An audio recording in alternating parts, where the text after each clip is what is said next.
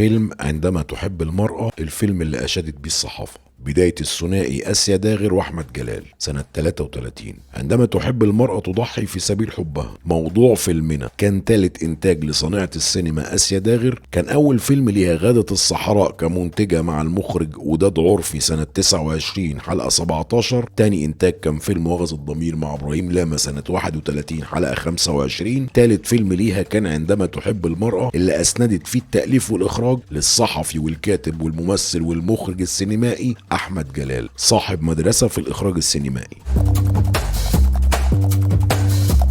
اتعرف على آسيا داغر لما نزلت مصر وأسست شركة لوتس، شارك معاها في كتابة فيلم واغظ الضمير تاني فيلم ليها وعمل دور في الفيلم. بالفعل أحمد جلال اشتغل الفيلم واتعرض في مارس سنة 33 في السينما فؤاد في القاهرة، وفي إبريل في نفس السنة في اسكندرية، وفي سبتمبر في السينما الأهلي في ميدان السيدة زينب.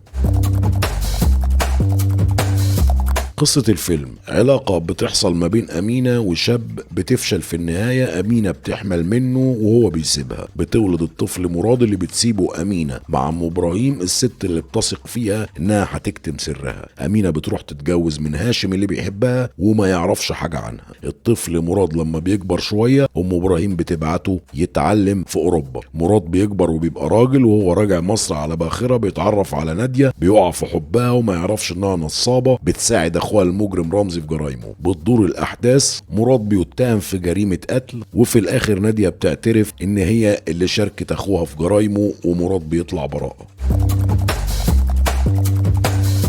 المخرج احمد جلال عمل فيلم ناجح اشادت بيه الصحافه. مجله الكواكب كتبت عن الفيلم وقالت كل موضوعات الاشرطه المصريه اللي اتعرضت علينا قبل كده في الموسم ده اللي بتدور كلها حوالين فكره واحده وهي الجواز، لكن الشريط ده بالذات عندما تحب المراه حاد عن الفكره دي وجه بفكره جديده هي حب المراه وتضحيتها في سبيل هذا الحب، وقالوا انها فكره جديره بالاهتمام. اشادوا بالكتابه والاخراج وقالوا ان احمد جلال اجاد في تحليل الفكره وايضاحها في السيناريو اللي تولى بنفسه اخراجه، فالشريط يعتبر ناجح من ناحية الفكرة اللي بيدور حواليها الموضوع.